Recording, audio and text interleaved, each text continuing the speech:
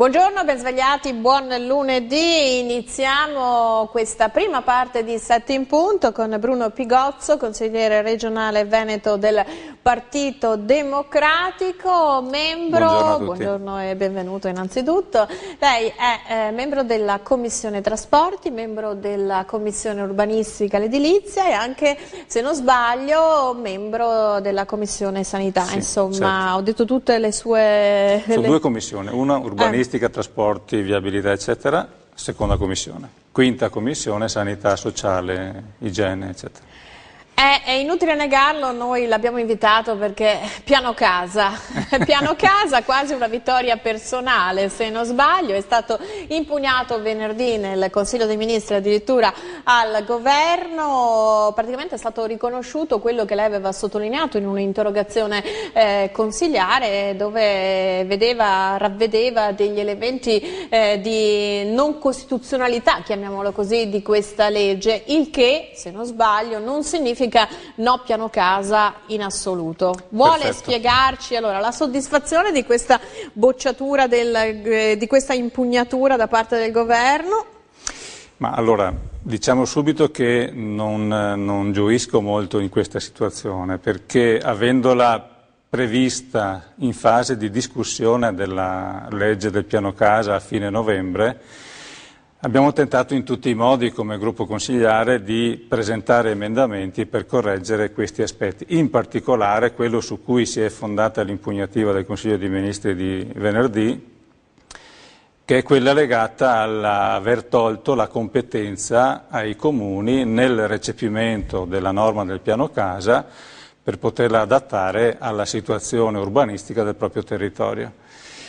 E questo, ripeto, mi dispiace, non è per niente una vittoria personale, diciamo che è una sconfitta del lavoro che abbiamo tentato di fare e che non è andato a buon fine, e questo significa che si apre una fase che può essere anche molto lunga, anche più di un anno, di incertezza e che può penalizzare veramente il comparto dell'edilizia e anche i singoli cittadini che hanno interesse a realizzare alcuni interventi. Quindi, era una competenza del governo quella di valutare questa legge o qualcuno l'ha fatta arrivare? Perché se non sbaglio, quando è stata licenziata a Palazzo Ferrofini, che è sede del Parlamento del Consiglio regionale sì. del Veneto, sono state sollevate le polemiche dagli sindaci proprio per questo elemento che lei sta sottolineando, però se non sbaglio ci sono stati anche degli incontri con il vicepresidente della Regione Veneto Marino Zorzato, che è un po' il promotore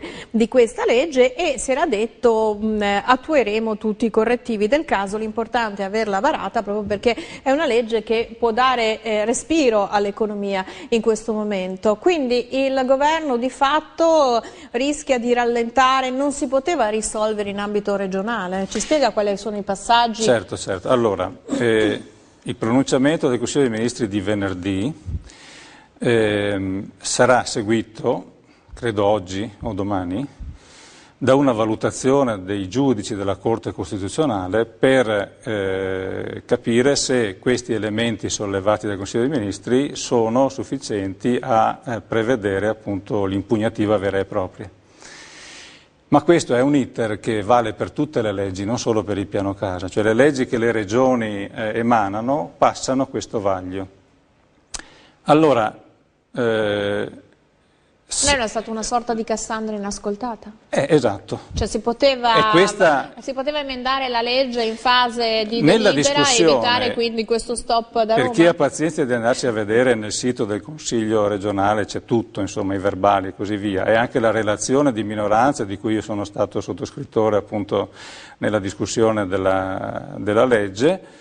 C'erano già tutti questi elementi, non siamo stati ascoltati, il motivo per cui la maggioranza ha voluto andare avanti comunque con quell'impostazione è, siccome con i precedenti piani casa 2009 e 2011 ci sono stati alcuni comuni che hanno ridotto le possibilità di intervento, abbiamo creato delle sperequazioni tra i cittadini, vogliamo che i cittadini siano tutti uguali e quindi facciamo in modo che le norme del piano casa 3, quello del 2013, sia immediatamente esecutivo e quindi si applica in maniera uguale in tutto il Veneto.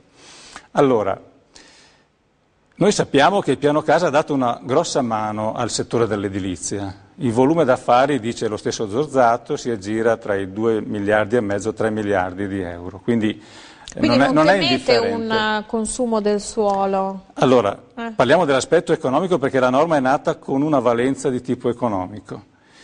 Quindi questo è stato possibile comunque grazie anche all'intervento dei sindaci, dei comuni che hanno recepito in passato la norma del piano casa e l'hanno adattata al proprio territorio a seconda delle esigenze, perché il Veneto non è tutto uguale, i comuni, i territori non sono tutti uguali, ci sono peculiarità che vanno comunque valutate.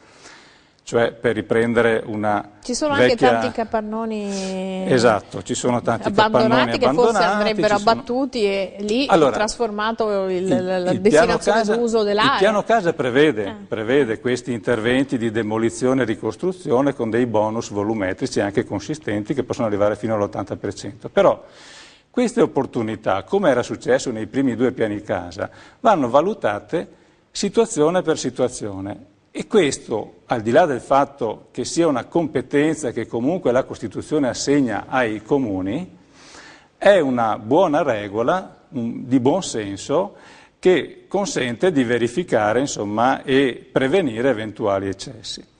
Allora, su questo punto si è fondata l'impugnativa del Consiglio dei Ministri, adesso vedremo come andrà avanti. A fronte di questa situazione, già la scorsa settimana abbiamo presentato una proposta di modifica del piano casa che corregge questi 2 o 3 aspetti. Sono 3 articoli molto semplici. Secondo lei questo può bastare al governo oggi per in Consiglio dei Ministri o mercoledì dire d'accordo, viene vincolata questa legge alla modifica e quindi non fare tutto l'iter, perché se parte all'esame della Corte Costituzionale... I tempi si allungano e rimane appunto l'incertezza di cui si parlava. Esatto. Quindi, a mio avviso, a nostro avviso, questa è la possibilità concreta che c'è sul tavolo, già presente. Discutiamone, vediamo se può essere anche migliorata, concordata e andiamo avanti. Credo che questo sia sufficiente per il governo per rimediare. Quali sono questi 3 punti? Perché mi scusi. Ecco, sì. Allora, i punti sono legati alla competenza dei comuni nel recepimento della norma. Abbiamo inserito anche quella possibilità di togliere quella possibilità che nel piano casa 3 è stata inserita, e cioè di poter realizzare l'ampliamento del fabbricato anche in un corpo edilizio separato in un lotto lontano fino a 200 metri. Perché anche questo aspetto, che era stato oggetto di discussione, mediazione notturna durante la discussione della legge, ci rendiamo conto che può comportare dei disguidi anche non indifferenti. E quindi anche questo è stato tolto. L'altra questione è legata agli interventi sui centri storici, dove lì appunto la possibilità di andare in deroga, per esempio alle altezze, fino al 40% abbiamo visto delle simulazioni su alcuni giornali anche un po' paradossali, vabbè, però sono... No, non vogliamo esagerare. Ecco, ma la legge li prevede o sono, come al solito, esagerazioni, enfatizzazioni nostre giornalistiche? La legge prevede che, fatti salvi i vincoli dei beni ambientali, eccetera, eccetera, comunque nei centri storici e comunque insomma, nel territorio con gli ampliamenti, le demolizioni e le ricostruzioni si possa andare in deroga con il parametro delle altezze fino al 40%. E anche qui... Però se un palazzo, mi scusi perché io ho visto delle fotografie in alcuni quotidiani locali, se un palazzo ha già 6 piani e c'era la simulazione in un centro storico a Padova, centro storico insomma sì, un palazzo a 6 piani che diventava il 40%, va da sé un palazzo da 10 piani in un'area abbastanza, insomma, già densamente abitata, eccetera. Questo la legge lo permette o c'è anche un buon senso poi del sindaco del dare anche l'autorizzazione? Perché insomma poi alla fine quando ciascuno di noi si trova come singolo cittadino a fare una richiesta per anche spostare una pietra all'interno della propria casa ha un iter infinito, certo. Quindi di vincoli, ce ne sono. Certo. Ecco, il piano casa rischiava non corretto, rischiava di creare questi mostri che il buon senso stesso insomma non autorizza. Allora, ripeto, il piano piano casa è uno strumento che può essere un'opportunità, dipende da come lo usiamo, da dove lo usiamo, e questa valutazione deve essere per forza in capo al Consiglio Comunale, certo, che decide nelle aree del territorio dove, come, quando, magari con che presupposti o con che condizioni poter intervenire. Ecco, questo è l'argomento che noi riteniamo possa essere valutato con rapidità per evitare lungaggini e per arrivare a una soluzione. Giustamente lei diceva prima, c'è una interlocuzione tra l'assessore regionale e ANCI Veneto che rappresenta i comuni per scrivere insieme la norma applicativa del piano casa. Ma è chiaro che una circolare applicativa non può togliere gli ostacoli che sono stati rilevati dall'impugnativa che sono dentro la norma. Lì serve un'altra legge che la va a correggere. Questo è un principio normativo. So che con lei faccio autogol perché ovviamente essendo la posizione all'interno del Consiglio regionale, però mi chiedo, possibile che in Italia ogni volta che si fa una bozza di legge poi in qualche modo la si vara e poi si scopre che ha degli elementi di non costituzionalità, ci sarà pure un costituzionalista, un funzionario che ha delle conoscenze per cui una legge può essere nell'ordinamento nazionale oppure no, perché altrimenti ogni volta che c'è, adesso faccio riferimento ovviamente diretto alla legge elettorale, no? Ogni volta che c'è una buona idea, una buona partenza, comunque fare qualcosa, arriva sempre poi una pioggia di ostacoli e si finisce per non fare mai niente. Alla fine, ecco, il risultato di 20 anni forse del nostro paese è rimasto infossato senza riforme. D'accordo, quindi bisogna il più possibile andare nel merito e cercare comunque di fare delle modifiche. Nel caso della legge elettorale è un po' più complicata, certo, la questione.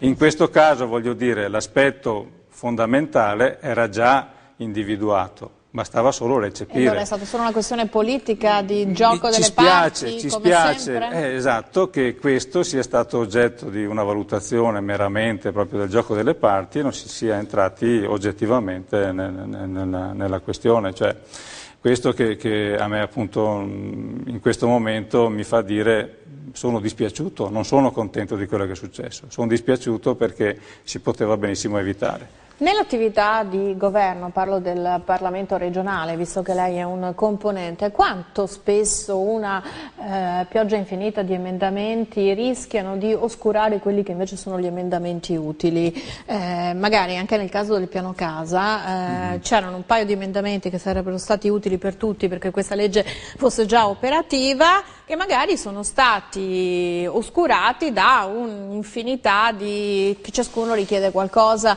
anche, ripeto, per il puro gusto di mettere il veto ad una legge licenziata dalla maggioranza. Ma devo dire che il nuovo regolamento dei lavori del Consiglio limita parecchio questa modalità che un tempo si chiamava filibustering, no? Cioè il pacco, un migliaio di emendamenti depositato all'ultimo minuto apposta per intralciare il percorso della legge. Devo dire che nel piano casa era stato fatto un lavoro sia prima in commissione sia poi durante i lavori dell'Aula oggettivo, su questioni oggettive e certi aspetti rispetto a come era partita la terza versione del piano casa sono stati anche migliorati con il contributo di tutti. Lo stesso assessore ha accolto alcuni interventi insomma significativi. Però, ripeto, dopo dipende da come alla fine si vuole arrivare all'obiettivo. Se alcune cose vengono ritenute, diciamo così, posizioni di bandiera e in nome di quello ci si trincera dietro alla propria posizione, è chiaro che non si fa un passo avanti e alla fine poi però i risultati sono negativi. Vi rendete conto alla fine che queste posizioni, io parlo, questo voi intendo tutta la classe politica, sì, queste posizioni di bandiera vanno a penalizzare certo, ovviamente l'economia e in qualche modo quell'economia che proprio a dei governanti regionali chiede delle risposte immediate nel territorio? Sì, questa è l'amarezza. Io riguardo al piano casa sono stato amministratore nel 2009, quindi l'ho applicato, cioè l'ho ricevuto dalla regione e l'ho applicato perché è esperienza nel comune. Di sindaco, no? Esatto, sì.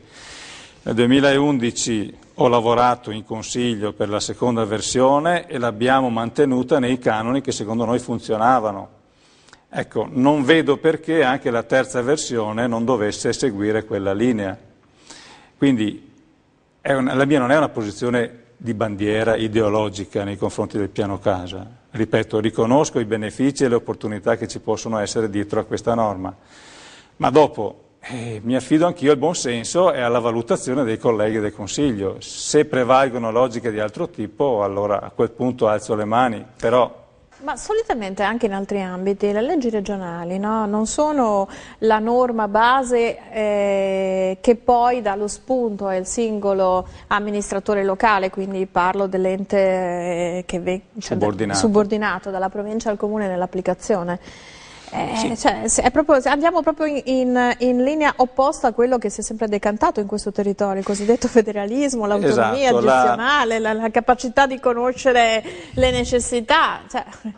E questa è la considerazione che voglio sottolineare, cioè con questa esperienza del piano casa si è creata una frattura istituzionale tra la Regione e i comuni, in un tema delicato come quello della programmazione del territorio.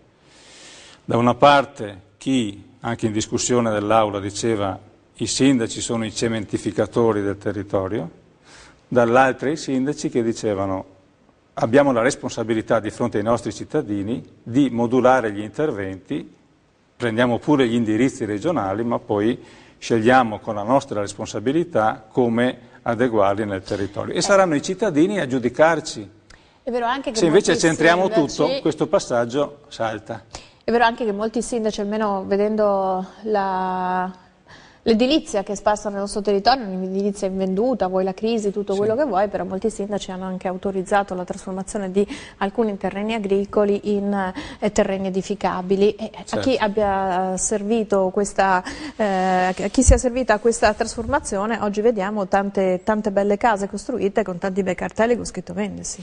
Allora, c'è un'indagine molto interessante del professor Tempesta dell'Università di Padova che calcola nei 10 anni dal 2000 al 2010 l'incremento di cubatura residenziale che supera i 120 milioni di metri cubi. Se noi calcoliamo l'aumento di popolazione che c'è stato in questi 10 anni, 380.000 abitanti, moltiplichiamo per 150 metri cubi abitante, che è il parametro di riferimento, di fabbisogno, otteniamo un numero che è meno di metà rispetto al costruito, 55 milioni di abitanti, di metri cubi. Il resto è tutto volumetria non necessaria. E la stessa cosa analoga, insomma, vale per i fabbricati di tipo produttivo. C'è stato il picco, grazie insomma, per effetto della legge Tremonti, per costruire nuovi capannoni negli anni appunto nel 2000-2010. La bolla edilizia si è gonfiata e adesso stiamo qui a valutare come uscirne. Quindi anche i sindaci hanno delle responsabilità. È chiaro che i sindaci hanno in qualche occasione utilizzato queste opportunità di intervento sul territorio pensando a un modello, a un programma di sviluppo del Veneto complessivamente che andava in quella direzione, che però poi si è bruscamente fermato. E quindi adesso bisogna tornare indietro. Nella norma che abbiamo, la proposta di legge che abbiamo depositato noi come gruppo consigliare del Partito Democratico, a fianco di quella del vicepresidente Zorzato sul risparmio di suolo, chiamiamola così, o stop al consumo di suolo, viene previsto proprio questo, la possibilità di riclassificare le aree un tempo residenziali di espansione urbanistica, edilizia, farle tornare aree agricole, perché oggi questa è l'esigenza. Allora, sembra paradossale come ipotesi, ma la storia cambia in maniera incredibile e imprevedibile. È anche rapida purtroppo e dobbiamo essere pronti ad affrontarla e a governarla. Io devo lasciare spazio alla pubblicità, torniamo tra un paio di minuti sempre con il consigliere regionale Pigozzo, tra pochissimo, grazie.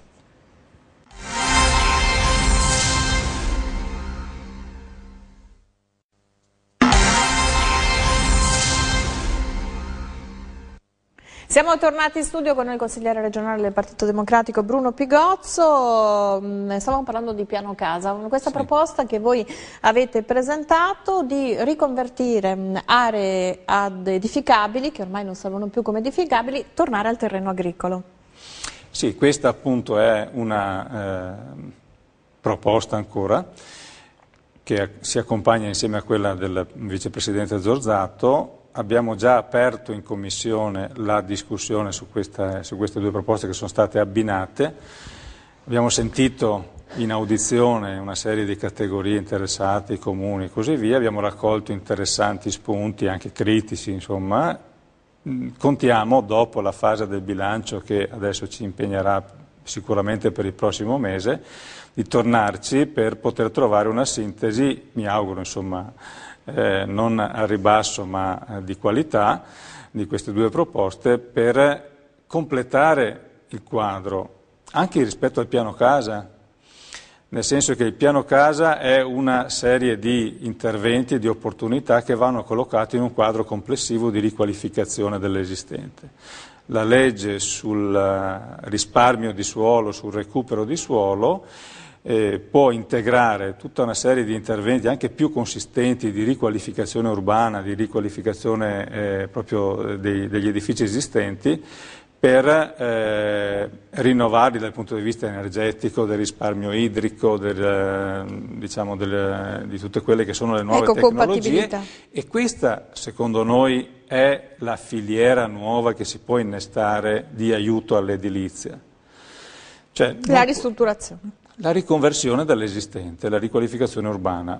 È chiaro che ci sono due filosofie di intervento urbanistico. C'è chi dice cerchiamo di spalmare sul territorio, e quello che è avvenuto fino ad oggi, insomma, gli interventi residenziali produttivi, e in questo modo però si occupa suolo e si compromette tutta una serie di ambiti anche di pregio, insomma, del nostro Veneto. La filosofia che sembra ormai diventare più accreditata è quella di dire cerchiamo di concentrare, quindi diamo un ruolo e un motore, diciamo, di sviluppo alle città, ai centri ormai consolidati, e liberiamo spazi della campagna ad uso agricolo, perché non dimentichiamo che nella bilancia, diciamo, delle importazioni dei prodotti agroalimentari il settore primario è ritornato ad essere il nostro settore primario, esatto, nella ma non è un ritorno al passato,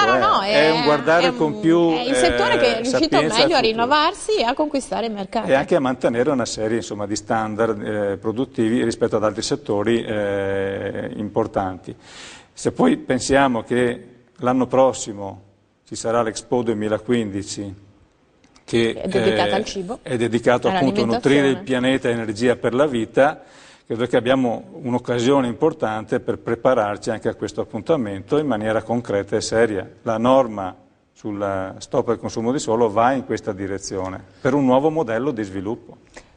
Io ho molte altre domande da farle perché lei ha tante deleghe. Questione trasporti.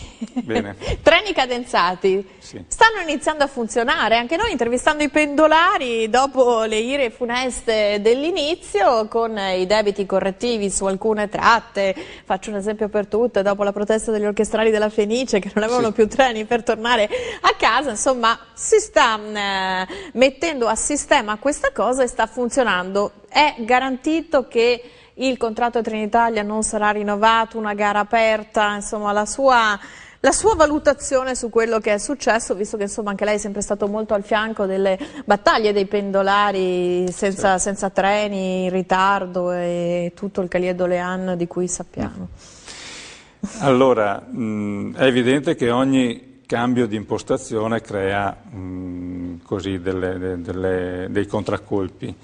Quindi era impensabile che la cosa andasse liscia e tranquilla. Però alcuni aspetti di tipo strutturale, a mio avviso, andavano valutati meglio.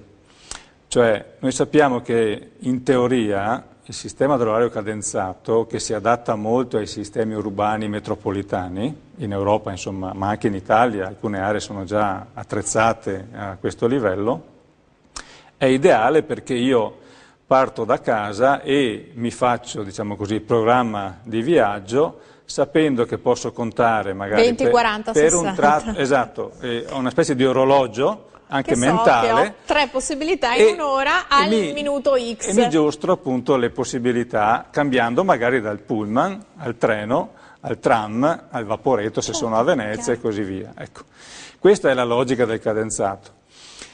Per arrivare a farla funzionare in maniera completa bisogna che anche l'infrastruttura sia adeguata allo scopo. Parliamo in particolare di treni, che è l'elemento diciamo più rigido del sistema e che in alcune aree ancora non ha questi requisiti di funzionamento. Pensiamo ad esempio alle tratte a binario unico, dove per forza bisogna alternare l'andamento dei convogli perché appunto non possono andare in contemporanea, e questo crea comunque degli ambiti dove il servizio insomma, non può essere ottimale. Quindi questo è un aspetto sul quale sappiamo che il progetto del sistema ferroviario metropolitano regionale è partito molti anni fa. Abbiamo, credo, quasi concluso la fase 1, mancano ancora la fase 2 e la fase 3, che sono quelle previste per collegare perlomeno in maniera più stretta gli ambiti dell'area Padova, Treviso, Venezia in particolare. Ma poi anche su Vicenza e Verona, ma lì la dorsale è già sufficientemente servita, essendo insomma, storicamente quella più frequentata. Questo è un presupposto. L'altro presupposto è che il sistema ferroviario, l'impostazione degli orari del sistema ferroviario, dialoghi con quella dei mezzi appunto su gomma, degli autobus in particolare. E questo è necessario soprattutto nelle cosiddette aree a domanda debole, che sono quelle più periferiche rispetto a quelle metropolitane, quindi la zona diciamo pedemontana, bellunese, il Cadore, oppure la zona della parte sud della regione, appunto il Polesine, Rodigino e così via. Lì è chiaro che il cadenzamento va integrato col trasporto su gomma. Comunque siete sulla buona strada, siamo sulla buona strada. C'è stato un miglioramento rispetto alla prima fase critica, molto critica, di metà dicembre. A un mese di distanza abbiamo chiesto, e c'è stato appunto martedì della settimana scorsa, un incontro in commissione dove l'assessore con i referenti di Trenitalia e di sistemi territoriali sono venuti a presentare lo stato dell'arte a un mese di distanza. Questo perché adesso sanno che stanno per perdere il contratto? No, allora, la richiesta di venire a riferire era legata appunto a quello che è successo nell'ultimo mese appunto per i disguidi e così via.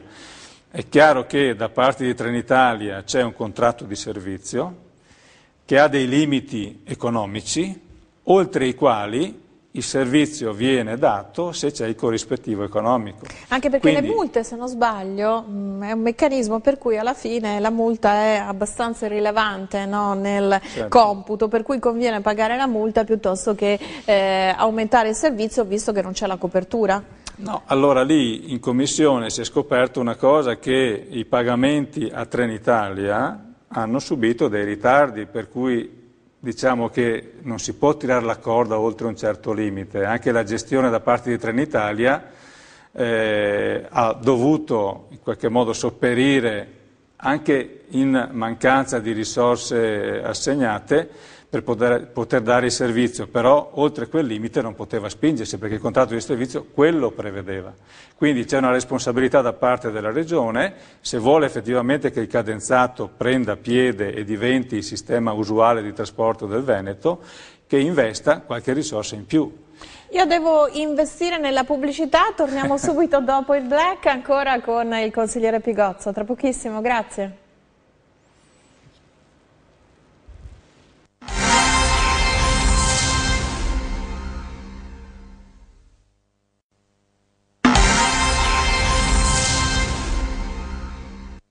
Eccoci di nuovo in studio con noi il consigliere regionale Bruno Pigozzo del Partito Democratico, ma anche membro di varie commissioni, da quella dell'urbanistica, dei trasporti alla sanità. Abbiamo trattato con lui la questione del piano casa. Stavamo dibattendo invece l'altra questione abbastanza calda per la Regione Veneto del cadenzamento dei treni e soprattutto della gestione globale poi del trasporto pubblico nella nostra regione, perché come ci segnalavano molte anche associazioni di pendolari piuttosto che di studenti, si cerca di buttare un po' la croce su Trenitalia, ma lei prima ci diceva appunto che alla fine Trenitalia arriva fin laddove ha la copertura finanziaria del servizio. E c'è anche un investimento relativo di fondi da parte della Regione Veneto nel trasporto? Relativo, allora diciamo che il fondo utilizzato... Non sufficiente magari per il fabbisogno? Allora, il fondo utilizzato per il trasporto su ferro e il trasporto su gomma sono complessivamente, erano nel 2013 256 milioni, proviene tutto dal Fondo Unico Nazionale. E alcune regioni, oltre a questo fondo, mettono a bilancio risorse proprie per integrare i servizi. Da parte del Veneto questo non sta avvenendo e questa è la critica che ci arriva appunto spesso anche a noi. Perché ci sono altre priorità, la sanità, perché ci sono altre priorità? Beh, è chiaro che i soldi della sanità sono vincolati a quello scopo e non però possono essere distratti. C'è anche il sociale, ci sono altri interventi. Gli ammortizzatori sociali per l'impresa. D'accordo, ci sono molte altre esigenze, altre voci e quindi far quadrare diciamo, il bilancio è sempre un'impresa sempre più difficile. Se poi teniamo conto che ci sono state decurtazioni alle regioni, è chiaro che l'impresa... Però è una questione di priorità, cioè se noi riteniamo... Adesso abbiamo l'aumento dei pedaggi autostradali, vuol dire che se sposto, cioè anche uno si voglia muovere con il mezzo privato, adesso magari ci ripensa un attimo, non c'è il trasporto pubblico e si rischia un po' un caos della mobilità. Allora, è paradossale la situazione, no? Se da una parte il carburante, le assicurazioni, l'uso dell'auto ha costi che diventano ormai inaccessibili o insomma perlomeno in via continuativa pongono delle difficoltà al cittadino medio e quindi l'uso del mezzo pubblico diventa una necessità. Dall'altra parte troviamo un sistema che non è ancora adeguato a tutte le esigenze, per cui il paradosso che si è verificato anche nell'avvio dell'orario cadenzato è che il turnista, il pendolare, insomma, che doveva raggiungere il luogo di lavoro al mattino presto oppure doveva tornare alla sera tardi non aveva il treno, quindi gioco forza doveva usare l'auto. Allora come facciamo a far ripartire il sistema anche dell'economia, del lavoro eccetera se carichiamo le persone di questi ulteriori pesi insomma, dal punto di vista economico? Quindi deve essere una priorità il servizio di trasporto pubblico, purtroppo la Regione in questi anni ha privilegiato di più il trasporto privato su gomma eccetera attraverso la costruzione di strade e meno gli investimenti sul sistema ferroviario. Credo che sia arrivato il momento di fare una svolta decisa in questa direzione perché, come dicevo, i sistemi metropolitani italiani, europei, ormai su questa partita hanno ancora molto da insegnarci e potremmo imparare diciamo, col biglietto unico, con tutta l'integrazione, l'intermodalità e così via. Io approfitto del suo far parte della Commissione Sanità per farle una domanda di un argomento che si è un po' ritornati a parlare, anche se molti dicono non è certo una delle priorità del nostro Paese, ma le dipendenze da varie sostanze sono un tema scottante che non affrontiamo. Colorado e Uruguay, liberalizzazione della cannabis. Qual è la posizione sua e la posizione del Partito Democratico e anche la differenza tra liberalizzazione e legalizzazione e soprattutto credo che ci sia un ambito di distinguo da fare necessario tra la legalizzazione ad uso terapeutico e quello che è invece una dipendenza, anche se qualcuno dice l'alcol fa più dipendenti, fa più morti della cannabis, insomma qua se ci aiuta un po' a capire se c'è un dibattito in corso in Regione Veneto su questo tema. Allora, il dibattito in Regione ufficialmente c'è stato quando abbiamo affrontato una proposta di legge, una norma che poi è diventata legge, che riguarda l'uso terapeutico della cannabis, riconoscendo che ci sono appunto dei vantaggi nell'uso di questa medicina, chiamiamola, perché si tratta proprio insomma, di un uso terapeutico e che quindi va incentivata perché può creare beneficio a tante persone in tante situazioni di patologie ben definite. Quindi questo vuol dire che in Veneto si può assumere la cannabis ad uso terapeutico? L'uso terapeutico vuol dire che viene prescritto attraverso la procedura come qualsiasi farmaco, diciamo, che viene utilizzato. Tra l'altro in Veneto, provincia di Rovigo, c'è un centro di ricerca molto avanzato, insomma, proprio sulla coltivazione della cannabis per uso terapeutico. E questo è un paio di maniche, diciamo.